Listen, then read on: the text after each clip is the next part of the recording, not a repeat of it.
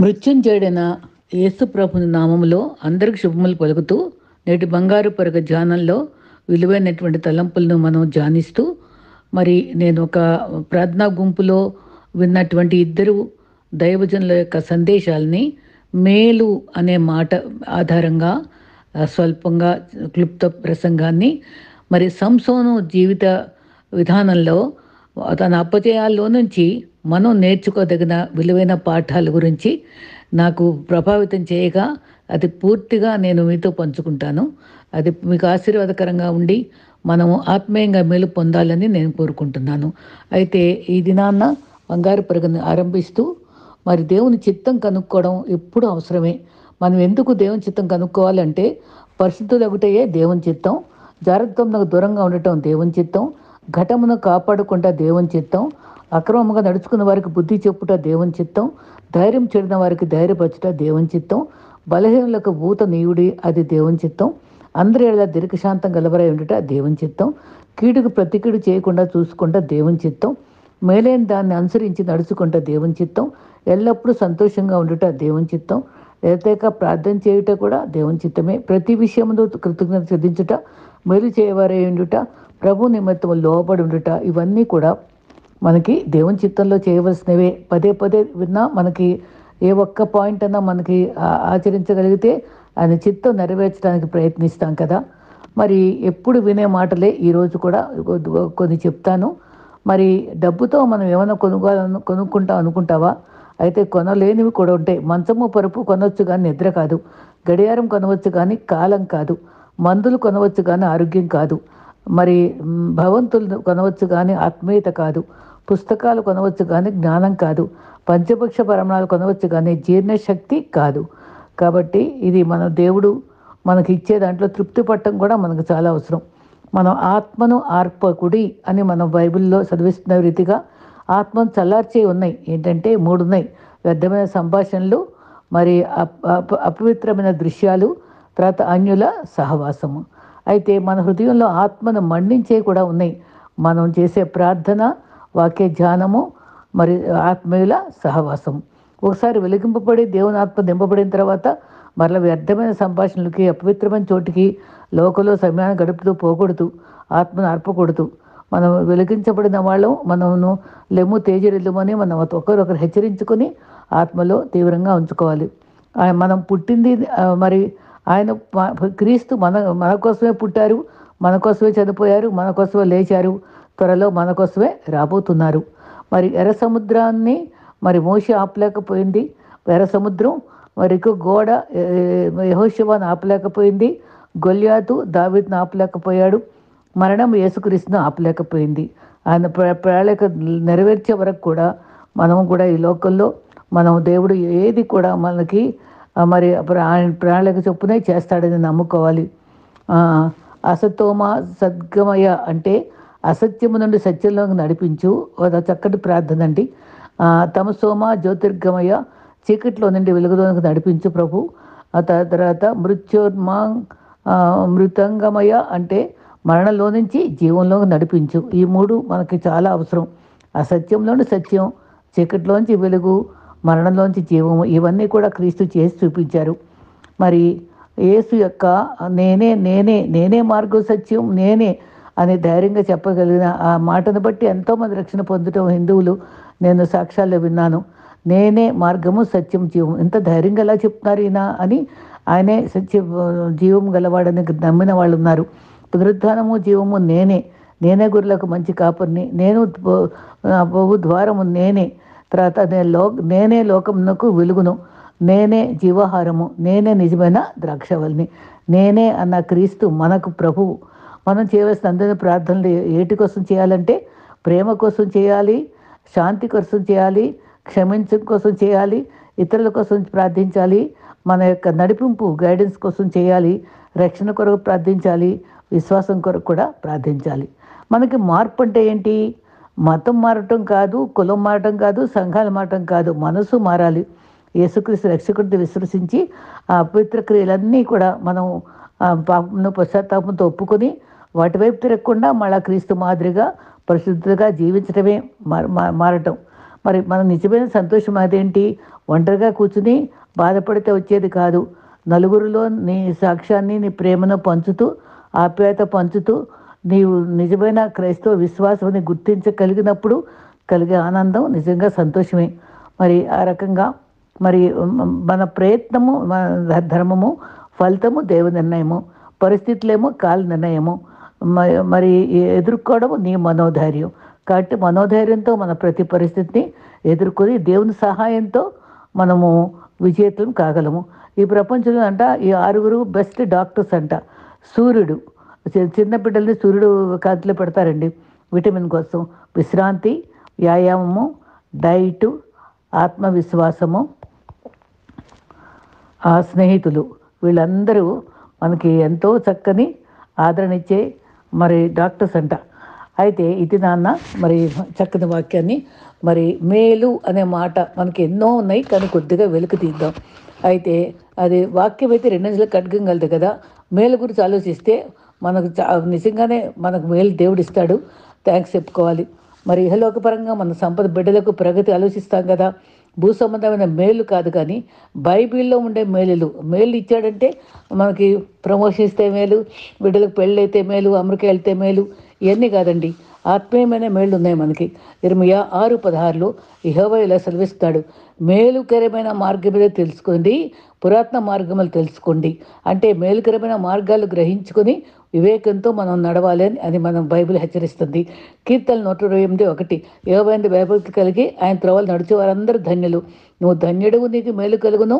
నీకు మేలు గురించి మాట్లాడుతున్నాను. మేలు కలుగును. ఆయన త్రోవలో నడిస్తే మేలు కలుగుతుంది. మేలు అనేది మనకు వస్తుంది. ఆయన త్రోవను వదిలి పక్క త్రోవలు నడిచే వాళ్ళగా ఉంటున్నాం, అవి గుర్తుపెట్టుకోవాలి. చాలా మార్గాలు ఉన్నాయి ప్రపంచంలో. ఆయన ఆధారపడి ఆయన చిత్తంలో మనం పోయే, ఆయన చిత్తంలో చూపించే మార్గంలో పోతే మనకి క్షేమము. సామెతలు 16:16 అప్రంజిని సంపాదించుకుంటే కన్నా జ్ఞానము సంపాదించుట మేలు. వెండిని సంపాదించుట కదా, తెలివిని సంపాదించుట మేలు. బుద్ధి జ్ఞానములు సర్వసంపదలు గుప్తమై ఉన్నాయి. కాబట్టి నిజంగానే యోహాను 1:1 ఆ వాక్యమే దేవుడై ఉండెను. జ్ఞానం అనగా యేసే కదా. జ్ఞానం నశించిపోతుంది, కానీ విలువైన అన్ని జ్ఞానం నశించదు, కానీ ఎప్పటికీ నశించదు జ్ఞానం. మిగిలిన అన్నీ నశించిపోతాయి, అస్థిరాలే. ఆత్మస్వరూపిగా ఉండే క్రీస్తు మనకి పునరుద్ధారణ అయ్యాడు. పునరుద్ధారణ శక్తిని ఎరుగుట మేలు. సామెతల 15:16 నెమ్మది లేకుండా విస్తారమైన ధర్మం ఉంచుట కంటే యెహోవాయందు భయభక్తులు కలిగి ఉండుట మేలు. చక్కటి సామెతలు ఉన్నాయండి. మరి కొంచెం కలిగిన భయభక్తులు కలిగిన ఇంట్లోనట సమాధానం ఉంటుంది, మేలు నిలిచి ఉంటుంది. 17 కీర్తనలు 1 కలహం ఉండటం మేలు కాదు, కానీ రుచికైన భోజన పదార్థాలన్నీ ఉంటే, కలహం ఇంట్లో ఉంటే నెమ్మది లేదు. అది రొట్టె ముక్క తిన్నా సరే అది మేలే అని చెప్తున్నారు. అయితే సామెతల 18 దాంట్లో ఏంటంటే భార్య దొరికిన వారికి మేలు దొరికేదు. మేలుగానే ఉంటుంది, మేకులా ఉండకూడదు. భార్య వాసం మేకులా అని ఒక భర్త వాపోయాడట. అట్లు కాదు, భర్తకు మేలు చేసేవారుగానే భార్యలు ఉండాలి. భర్త కీడు కొరక మేలు కోరాలి. జగడగొంటితో కాపురం కంటే అరణ్యంలో మేలు అన్నాడు. ఆ తర్వాత సామెతలు 21:19 ప్రాణం విసిగించేటువంటి జగడి గొంటె కంటే అరణ్యంలో నివసించడం మేలన్న బైబిల్ వాక్యం ఇది. 21:9 కూడా గల్యాళితో పెద్ద ఇంట్లో ఉండటం కంటే మిద్దె మీద మరి ఉండటమే ఉండటమే మేలు అన్నాడట. విలాపవాక్యాలు 3:17 యవ్వన కాలంలో కాడి మోయట నరుగుడు. కాడి అంటే నా కాడి సులువు, నా భారం తేలిక అనే క్రీస్తు కూడా చెప్పాడు. అది సువార్త అండి. కాడి అనగానే సువార్త అనుకోవాలి. ఆ యవనంలోనే మనం సేవ చేయాలి. వృద్ధాప్యంలో మనం చేయలేం కదా. కాబట్టి సమయం ఉండగానే మరి ఎంతో కోత విస్తారంగా ఉంది, మన దేవుని సేవకు పురికొల్పబడాలి. ప్రసంగి 7:1 సుగంధ తైలం కంటే మంచి పేరు మేలు. మంచి పేరు అంటే మన పెట్టబడిన పేరు కాదు, అది సుగుణ అని అంటే పవిత్ర అని ఈ పేర్లు కాదు, కానీ మనం క్రియల ద్వారా తెచ్చుకున్న మంచి పేరు. దేవుని కొరకు జీవిస్తే మంచి పేరు పొందుతాం. జన్మదినం కంటే మరణం మేలు. నా మట్టుకు బ్రతుకుట క్రీస్తే చావైతే లాభం అన్నాడు. అది ఎంత చక్కగా పౌలు దాని యొక్క లోతైన అనుభవంతో చెప్పాడు. నేను వెడలిపోయి క్రీస్తుతో పాలుపై ఉండటం ఆయన నాకెంతో క్షేమకరము, నాకు మేలని కూడా చెప్పుకున్నాడు. కాబట్టి మేలుకరంగా జీవించుకోవాలి. అయితే మరి సహోదరుల ఐక్యతతో ఉండటం ఎంత మేలు, ఎంత అది మెయిన్ అండి. అన్నిటికంటే సహోదరులు మన సహవాసంలో, ఇంట్లో అన్ని ప్రాంతాల్లో ఐక్యత కలిగి ఉండటం అది ఎంతో మేలు, ఎంతో మనోహరం. అది ప్రతి విశ్వాసికే మేలు పొందుట మేలే. అది మనం చిన్న క్లుప్త ప్రసంగం ఎంతో చక్కటి అర్థం ఉంది. ఇంకా ఎన్నో వెలుగు తీస్తే కొన్ని వందలు వస్తాయి మనకు బైబిల్లో. అయితే సంసోన్ జీవితంలో విలువైన పాఠాలను మనం దేవుడు మనకి ఈ ఈ భక్తుని యొక్క సందేశం ద్వారా నేర్చుకుందాం. మరియు దేవుని ఆత్మ మరి న్యాయాధిపతులు 13వ అధ్యాయంలో చివరి వచనం చూద్దాం. జోర్యాకును ఎష్టాయేలుకును మధ్య ఉన్న మహనెదాన్లో అతను రేపుటకు దేవుని ఆత్మ మొదలుపెట్టిందంటండి. ఇక్కడ రెండు ప్రాంతాలు కనబడుతున్నాయి. మనం ఎప్పుడు ఇది మాటలు పరిచయంగా ఉండవు, కానీ ఇది మనం చాలా అర్థవంతమైన దేవుడు మన కోసం రాయించబడిన ప్రాంతాలవి. జోర్యాకును ఎష్టాయేలుకును మధ్య మహనెదాన్లో అది రేపుటకు ప్రభు మొదలుపెట్టాడు. ఆయన ఒక కారణ జన్ముడు. తన ప్రత్యేక న్యాయపతిగా ఉండటానికి, శక్తిమంతుడే ఉండటానికి దేవుని చిత్తమై ఆ రోజుల్లో న్యాయాధిపతులు లేపుకొని వారికి బుద్ధి చెప్పడానికి, వాళ్ళు నడిపించడానికి దేవుని ప్రేమ అలా కనపరిచి ఈ సంసోన్ని పుట్టించడానికి వాళ్ళ నాన్నగారిని భార్యను కూడా దూత ద్వారా ఇలాంటి బిడ్డ పుడతాడని కూడా చెప్పించుకుని చక్కని నడిపింపుతో ఆరంభించిన జీవితం అది పతనం అయిపోయిన పరిస్థితులు ఏంటి, మనం ఏ జాగ్రత్తగా ఉండాలి అని చెప్పి ఇది చాలా చక్కటి బోధ చెప్తుందండి. ఇంకో మాట కూడా అనుబంధంగా ఇదే ప్రాంతాల గురించి న్యాయాధిపతులు 16 చివర అప్పటికి తను భ్రష్టుడైపోయాడు, కళ్ళు పీకేస్తారు, చనిపోతాడు. అప్పుడు ఏం చేస్తారు, తన్ని సంసోను స్వకీయులు తండ్రి ఇంటి వారు మోసుకొచ్చి అది జోర్యాకును ఎష్టాయేలుకు మధ్య ఉన్న తండ్రి మనోహ సమాధిలో పాతిపెట్టారు. చూసారా, అతను ఆరంభం గొప్పగా ఉంది, అంతమేమో పాతిపెట్టే పరిస్థితిలో వచ్చేసాడు. కానీ కొంతకాలమే న్యాయాధిపతిగా ఉన్నాడు. 20 సంవత్సరాలు న్యాయాధిపతిగానే చేశాడు. అయితే తన మధ్య జీవితంలో జరిగింది ఏంటి? ఇశ్రాయేల్ దేవుని పరాక్రమను హస్తము బలంగా ఉన్నప్పుడు ఆ నీడలో ఎన్నో అవరోధాలు జయించుకుని అభ్యంతరాలను దాటి ఆశ్చర్యకరమైన కృపలో కానాను చేరిపోయారు కదా ఇశ్రాయేలీలు. సముద్రాలు చీలిపోయాయి, నదులు ఏకరాశయ్యాయి. వారి కొరకు ప్రభు అన్ని మేఘ స్తంభాలుగా మారాడు. ఆయన ఎంతగానో దీవెనకరంగా వాళ్ళకున్నాడు. మరి 6 లక్షల పైగా జనాలు వస్త్రాలు తిరగలేదు, చెప్పులు పడవలేదు, కాళ్ళు వాయలేదు. ఎదురైన పోరాటాలు, యుద్ధాలు దేవుడు విజయం ఇచ్చాడు. అది శ్రేష్టమైనటువంటి దేశాన్ని నడిపించాడు. వారి జీవితంలో దేవుడు చేసిన ఆశ్చర్యకార్యాలని అందరూ కూడా వాళ్ళు మర్చిపోయారు. ఆయన అన్ని అద్భుతాలు చూసిన వాళ్ళు ఒక తరం వారు ఒక తరంకి చెప్పడం కూడా మర్చిపోయారండి. 106 కీర్తనలో ప్రస్తావించాడు అదే. వారంతా దేవుడు చేస్తే అద్భుతాలను మర్చిపోయి 106:9 ఆయా ఎర్ర సముద్రం గద్దెంపుగా దారిపోయింది, శత్రు చేతిలో రక్షించాడు, మరి నీరు వారి శత్రువులను ముంచేసింది, మరి వారి కీర్తి గానం చేసేసారు, వాళ్ళందరూ పాటలు పాడారు. న్యాయాధిపతి గ్రంథంలో దేవుని క్రియలు శక్తిని ఏ మాత్రం గుర్తుంచుకోలేదు. వాళ్ళు ఎరుగని తరంగా ఉన్నారు, మర్చిపోయారు. ఆ తరమంతా దేవుని ఎరగని వారిగానే ఉండిపోయారు. అప్పుడు న్యాయాధిపతులు 2:10లో ఆ తరం వారు పితరుల యొద్దకు చేర్చబడ్డారు. యెహోవాను ఎరగని తరం పుట్టింది, ఆయన చేసిన కార్యాలు మర్చిపోయారు. ఎందుకు వల్ల అన్య దేవతల ప్రభావంతో ఉంటే దేవుడు శత్రువుల పాలు చేశాడు. వారి పిల్లలకు అద్భుతాలు చెప్పలేదు, అనుభవాలన్నీ వాళ్ళు మర్చిపోయారు. అలా ఉన్నప్పుడు ఇశ్రాయేల్కు చేసిన కార్యమేనో దేవునితో నన్ను ఎరుగని తరం పుట్టారు కాబట్టి వారి జీవితాల్లో దేవుని వైపు తిరిగితే దయగల దేవుడు న్యాయాధిపతులు లేవనెత్తాడు. అప్పుడు వారిని కనుకరించదలిచాడు. ఆయన ప్రేమ అంత అపారం అండి. ఓర్పుతో మళ్ళీ న్యాయాధిపతులను ఒక్కొక్కరు లేపుకున్నాడు, పుట్టించాడు. వాళ్ళ ద్వారా పని చేయించుకోవడానికి ఆశపడ్డాడు. ఇశ్రాయేలీలు స్వేచ్ఛ లేక ఫిలిస్తీన్ చేతితో నలిగిపోతున్న దినాల్లో ఇశ్రాయేలీలో అప్పుడు మనోహ అనే వ్యక్తికి దేవుడు దర్శించాడు. దూత ద్వారా మనోహకు బిడ్డలు లేరని తెలిసి వాళ్ళు దర్శించి చక్కని అద్భుతాలు చేస్తూ నీకు మగబిడ్డనే ఇస్తానని దూతకు పంపించి ఆయన ఉచితమైన కృపతో వారి జీవితంలో ఎంతగా తోడే ఉంటే ఆయన పుట్టక ముందే మగ పిల్లాడు పుడతాడు. తను ఇటువంటి నాసిరు వ్రతం చేయాలి. దాంట్లో కొన్ని నియమాలు ఉన్నాయండి. ఏంటంటే తన తల వెంట్రుకలు కత్తిరించకూడదు, తర్వాత శవాన్ని ముట్టకూడదు, ద్రాక్ష గురించి తాంచకూడదు. ఈ అనుభవాలు ఇంకా చాలా ఉన్నాయి. అయితే సర్వశక్తి గల బలం గ్రహించే రీతిగా మన అందరం కూడా తరతరాలుగా దేవుని శక్తి ఏంటిది, శత్రువుల్ని హతమార్చడం ఎలా చేయగలడు, ఇవన్నిటిని నేర్పడానికి మనకి సంసోన్ జీవితాన్ని మనం ముందుంచాడండి. అసాధారణ బలాన్ని సాధారణ వ్యక్తిలో సంసోన్లో నింపాడండి. ఎవరు అంత ముందు తనలాగా పుట్టలేదు, ఇంకా పుట్టబోరని కూడా రాయబడింది. నిజంగా ఎంత ప్రత్యేకమైన జీవితము. నిజంగానండి, ఎన్ని బలహీనతలు ఉన్నా సరే. ఇంకొక సత్యం ఏంటి తెలుసా? మరి హెబ్రీ 11లో విశ్వాసుల జాబితాలో తను పశ్చాత్తాపడిన రీతిని బట్టి, దేవుడు కనుగ్రహించిన రీతిని బట్టి విశ్వాస వీరుల జాబితాలో సంసోన్ ఉంచాడండి. మరి దావీదు యొక్క కొడుకు సొలొమోను అంత పుస్తకాలు రాశాడు, అంత జ్ఞానిగా ఉన్నాడు, అంత మరి ప్రసంగి రాశాడు, మరి మరి సామెతలు రాశాడు, ఎంత పరమగీతాలు ఇవన్నీ రాసినప్పటికీ, ఎంత విలువైన సందేశాలు ఇచ్చినప్పటికీ తన తన యొక్క బహుభారత్వం వల్ల తను మరి విశ్వాస వీరుల జాబితాలో లేడు. సంసోన్ ఉన్నాడు. అది గుర్తించారా? అది గమనించండి. అయితే ఇక్కడ పేర్లు ఉన్నాయండి. జోరియాకును 2 ప్రాంతాలు ఉన్నాయి అక్కడ. జీవితంలో గమనించుకుంటే ఇటు సైతాను, దేవుడు మధ్య మనమున్నాం. అలాగే 2 ప్రాంతాలకి మధ్య సంసోన్ ఉన్నాడు. ఆ సంసోన్ ఎలా బ్రతకవలసిన వాడు, చక్కటి వ్రతంగా మరి ప్రభు చిత్తంలో మంచి న్యాయాధిపతిగా ఉండాలనే దేవుడు కోరుకునే పుట్టించాడు. మహాబలాక్రమశాలిగా పుట్టించాడు.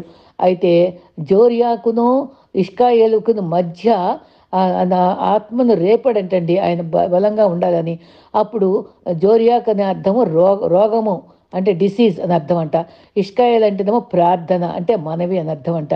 ఈ రోగానికి ప్రార్థనకి మధ్య ఇప్పుడు మరి సంసోన్ ఉన్నాడు. మనకు కూడా సైతానికి దేవునికి మధ్య మనం ఉన్నాం. అయితే మహనేదాన్ అంటే న్యాయాధిపతిగా ఈయన సిద్ధపరిచాడు. మరి రోగానికి కారణం సైతానే కదా, మనవికి ఆధారము దేవుడు. అయితే జోరియాకు ఇష్కాయేలుకు మధ్య దేవుడు రేపాడనుంది. అది ఆ మాట అది ప్రత్యేకమైన మాట. అది అసలు రోగాలు ఎక్కడుంటాయి? ఐగుప్తీయులకు నిర్గమాకాండం 15:26 అనుకుంటాను.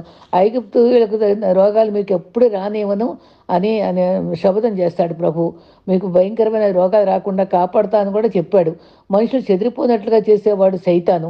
మనలో ఉచ్చరింపు శక్తి మూలుగులతో ప్రార్థించేట నేర్పేదేమో దేవుడు. సంసోనుపై అభిషేకం ఉంచదలిచాడు. కానీ ఈ ఇద్దరి మధ్య సంచరించే మనము ఒక సైతానికి దేవుని మధ్య మన మానవులుగా మనం ఉన్నాం. అనేకులు ఆత్మీయంగా పరిశుద్ధులై ఉండాలని, నీతిని గుర్తెరిగి ఉండాలని, దేవునికి దూరం కాకుండా ఉండాలని దేవుడు కోరుకుంటున్నాడు. అందుకనే సంసోన్ అంటే ప్రకాశించువాడు. ఎంత చక్కటి పేరు పెట్టుకున్నాడండి. ప్రకాశించువాడు అని అర్థం. ప్రతి పేరుకి అర్థం ఉందండి.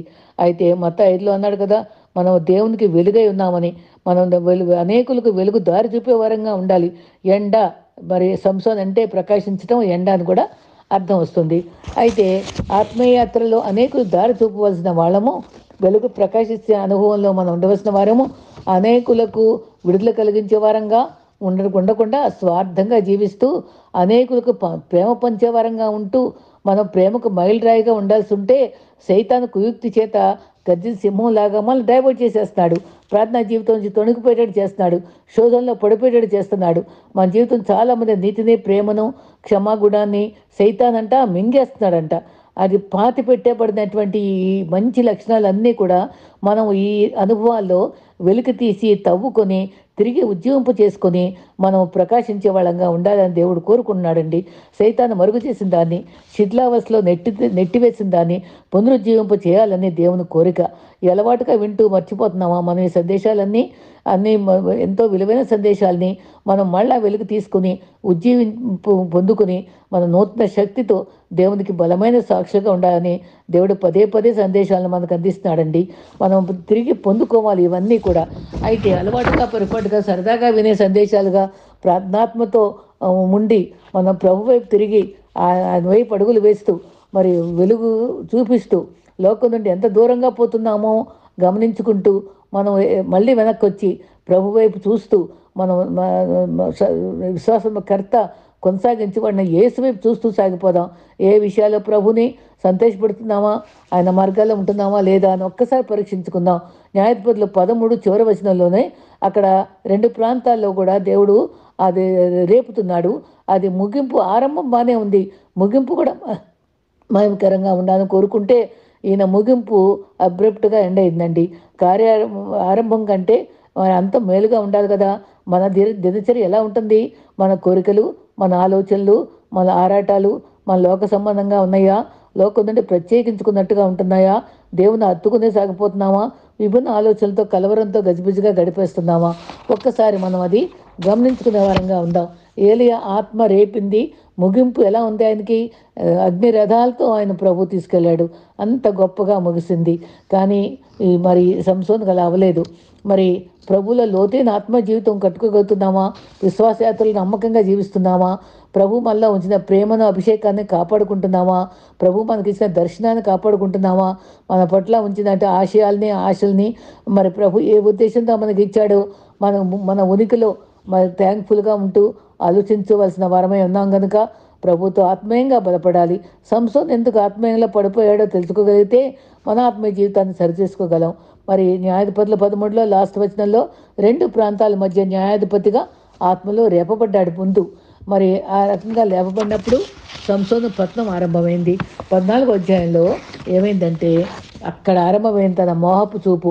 సంసోను ఫిలిష్తీయుల్లో ఒకటని చూశాడట. పెళ్లి చేయాలని వాళ్ళ తల్లిదండ్రులకు వచ్చి అడగాడంట. వారికి బాధ కలిగింది. మన స్వకీయులతో వాళ్ళని చేసుకోవాలి కదరా, అన్యుళ్ళు ఎందుకు మనకి అని వాళ్ళు ఎంతో హెచ్చరించారు. అప్పుడు నాకు కావాల్సిందే అని పట్టుబట్టి పెట్టాడు. 16 అధ్యాయంలో వివరాలు ఉన్నాయి.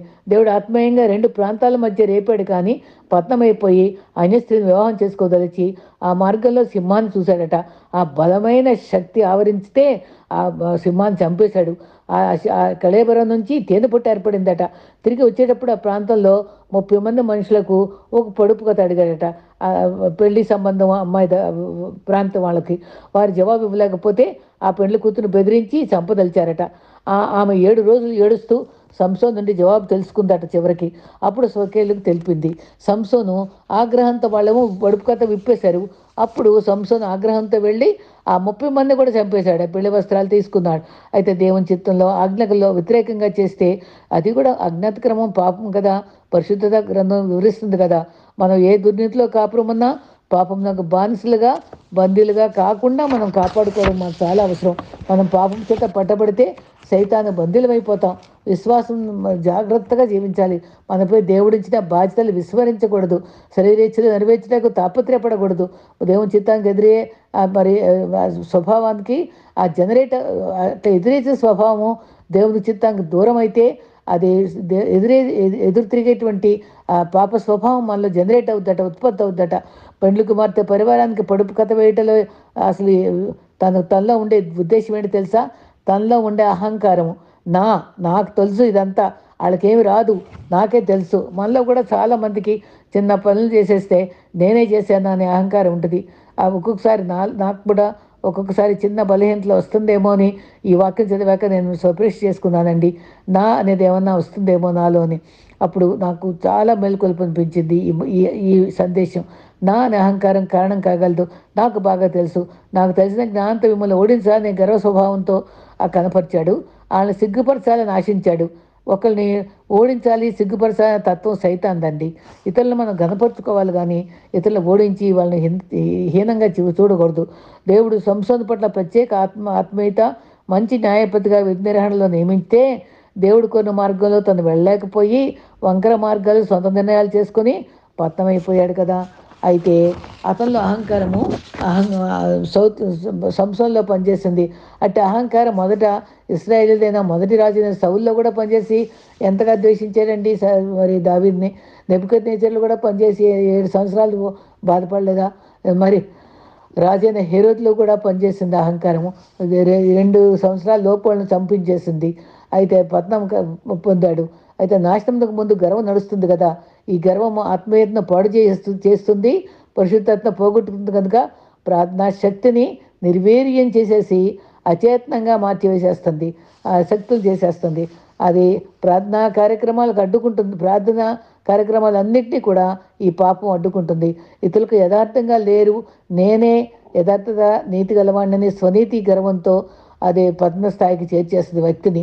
నేను అనే పదము నశించకపోతే అహంచేత మనం బంధింపబడతాం అని గుర్తుంచుకోవాలి. మనం జాగ్రత్త పడాలి ఈ పాఠాల ద్వారా.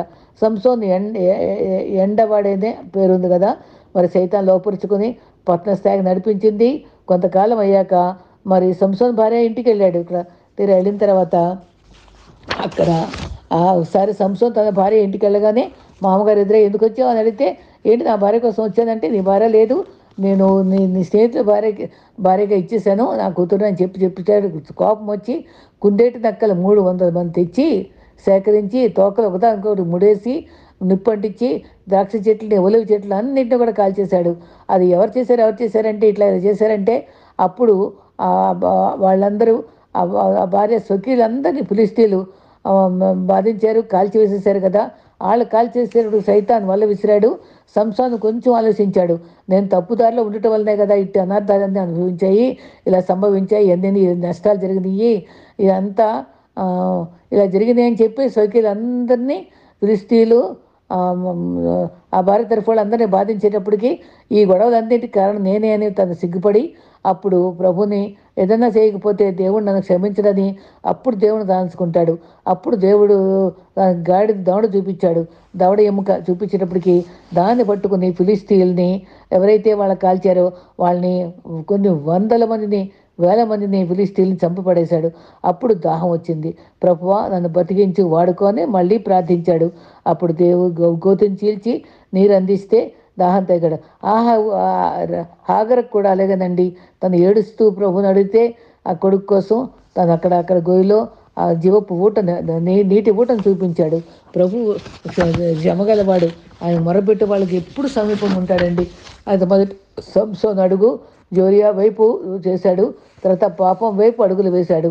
రోగం వైపు శ్రీరాశుల వైపు వెళ్ళాడు. సైతాన్ వల్ల చిక్కున్నాడు. అదే శరీర సంబంధమైన కోరిక వ్యభిచార భావం కదా. అది ప్రార్థన చేయకపోవడం అదే కారణం. అది దాన్ని చేయగలిగింది ఏం చేయాలో తెలుసుండి కూడా చేయకపోతే అది కూడా పాపమే. అది అజ్ఞాత క్రమం పాపము. మనలో దుర్నీతి ఉండకూడదు. అతను ప్రతిష్ట పాడు చేసింది ద్రాక్షలు తేనె. ఆ తేనె దేవుని వైపు చేర్చుకున్నదా దాన్ని గుర్తించుకోవాలి. కొన్నిసార్లు డబ్బుపై మనకు తీపి ఏర్పడుతుంది, కొందరు మనుషులపై ఏర్పడుతుంది, సొంత ఫ్యామిలీపై ఏర్పడుతుంది, స్వీయ కోరికలపై ఏర్పడుతుంది. ఆ తీపిదనం కొన్నిసార్లు శృతి మించి అది పాపానికి దారితీస్తుంది. మరి ఏదైనా సరే తీపి మనల్ని మరి సంఖ్యాకాండ 6లో నాసిరు చేయబడిన వివరాల్లో ఉన్నాయి. చచ్చిన దాన్ని ముట్టకూడదు, ద్రాక్ష సంబంధమైన దాన్ని ముట్టకూడదు, కానీ మోహం చూపు చూడకూడదు. కానీ వీటి వైపు అన్నిట్లో కూడా తన వ్రతం చెడిపోయింది. ఆ వ్రతం చెడిపోయినప్పుడు మరి శత్రువులు వేలకొలది చనిపోయినట్టు చేసిన కృప అవునచ్చాను అంతటిని మర్చిపోయాడు. మళ్ళా మోహపు చూపు మళ్ళా మొదలెట్టింది. ఆ డెలైలాని చూసుకున్నాడు. ఈసారి ఆ ఒళ్ళో ఒరిగిపోయాడు. ఫిలిష్తీయులు అప్పుడు అది వేసి ఎప్పుడు గిఫ్ట్ల కోసమే చూస్తుంది కదా. ఫిలిష్తీయులు అందరు గిఫ్ట్లు ఇస్తాను నీకు, తన యొక్క రహస్యం తెలుసుకో, తన యొక్క బల రహస్యము అని చెప్పి మరి ఫిలిష్తీయులు ఆ దిలేనని తనకి ఎరబెట్టారు.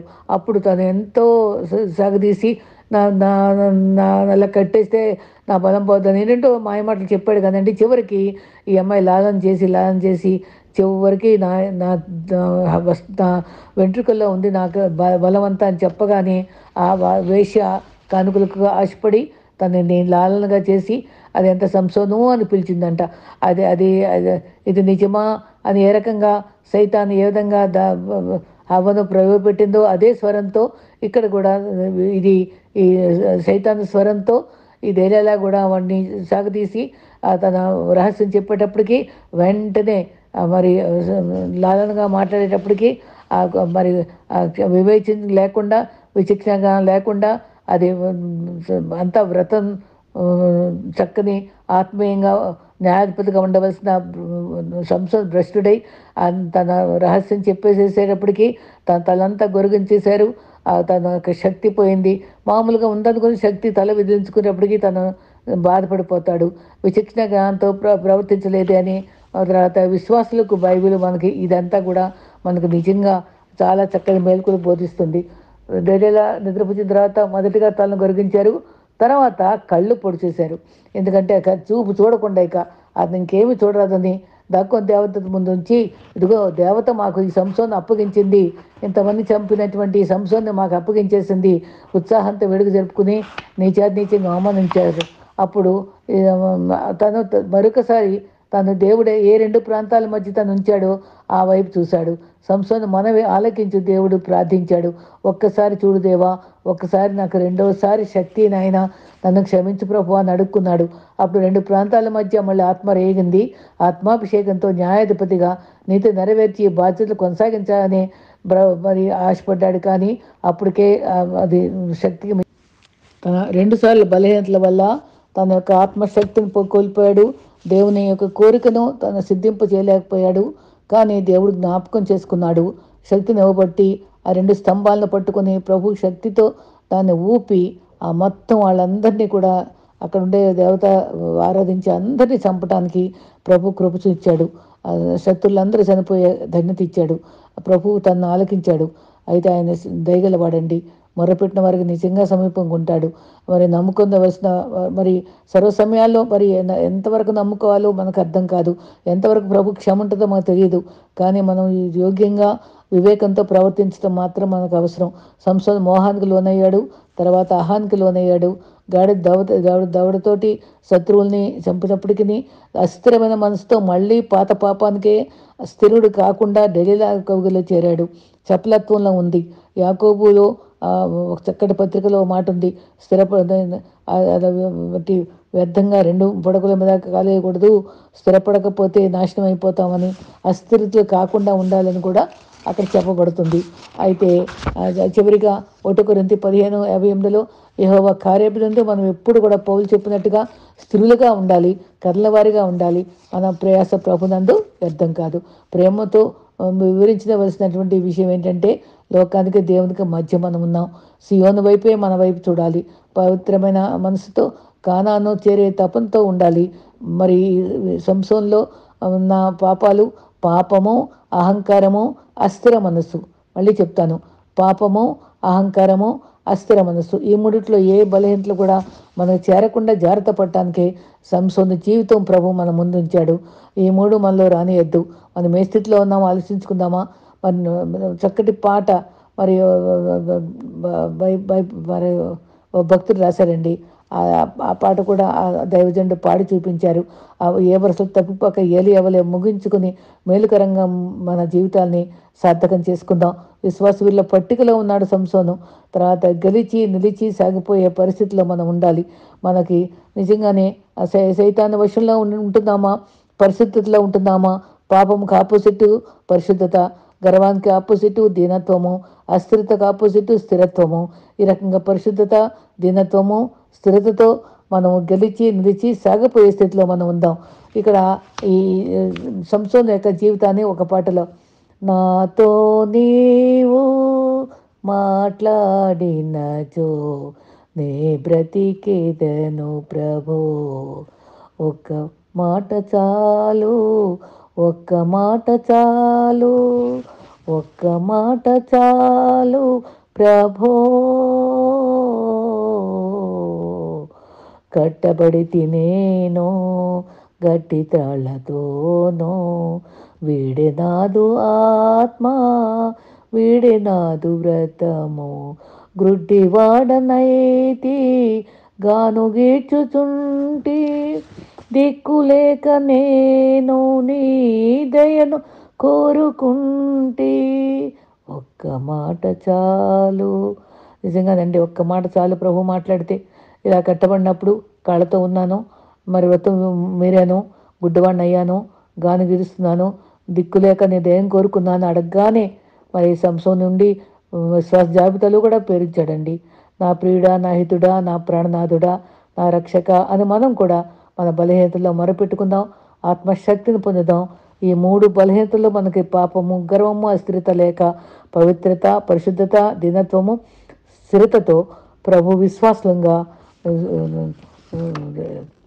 యేసు క్రీస్తుని మంచి శిష్యులముగా విశ్వాసముతో సాగిదము, మనమందరమును ఆయన సేవను ఏకమై సదా చేసేదము, మన యేసు ప్రభువు శీఘ్రముగా వచ్చును, అతి వేగముగా సేవ చేతుము.